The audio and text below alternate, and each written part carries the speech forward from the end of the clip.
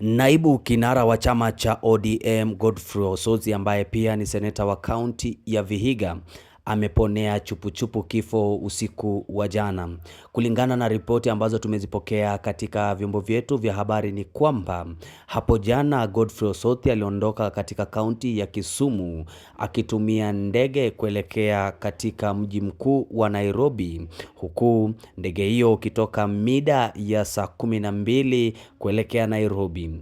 Kama kawaida, masaa ya kutoka Kisumu kufika Nairobi ukitumia ndege ni dakika 40 au dakika 50. Ila ndege hiyo inasemekana kwamba ilikaa angani kwa muda mrefu, kutoelewa ni kitu gani ambacho kiliweza kutokea. Kulingana na ripoti hizo, zinasemekana kwamba Godfrey Osotsi pamoja na maabiri wengine 39 waliponea kifo wakati ndege hiyo ilikuwa inatua. Kulingana na ripoti zilizowasilishwa katika vyombo vyetu vya habari ni kwamba wakati wa ndege hiyo kutua, dereva au kinara ambaye alikuwa anaendesha ndege hiyo aliweza kuhisi mambo sio sawa na ndege kutua kwa vibaya.